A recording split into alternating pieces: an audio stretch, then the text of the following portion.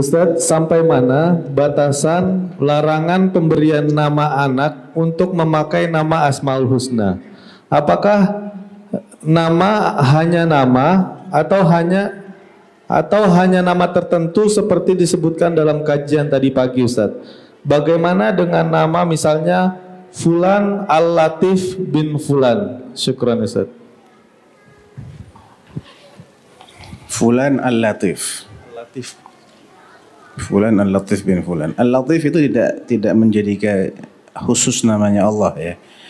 Karena yang punya sifat lembut itu tidak hanya Allah Subhanahu wa taala.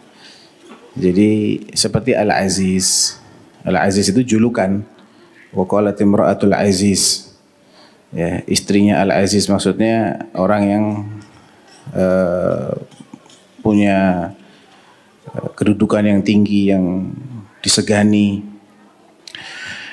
Yang jelas-jelas menjadi namanya Allah itu seperti Ar-Rahman, Ar-Rabb, ya.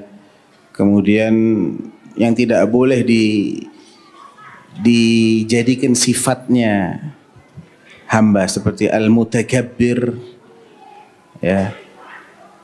Ya itu nanti kembali kepada makna ya, kalau kita harus jelaskan satu persatu agak susah membuat atau merumuskan definisi ya sampai kapan Asmaul Husna itu nggak boleh dipakai. Kalau Asmaul Husna memang itu miliknya Allah.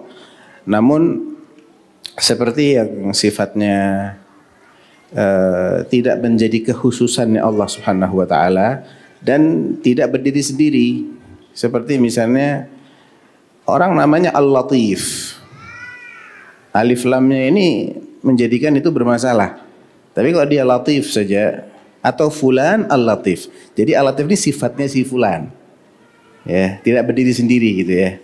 Kalau Allah itu kan berdiri sendiri. Ar-Rahman, Al-Jabbar, Al-Mutakabbir, ya, Ar-Rabb. Ya, tapi kalau Fulan misalnya Al-Alim, tidak apa-apa. Fulan yang alim itu.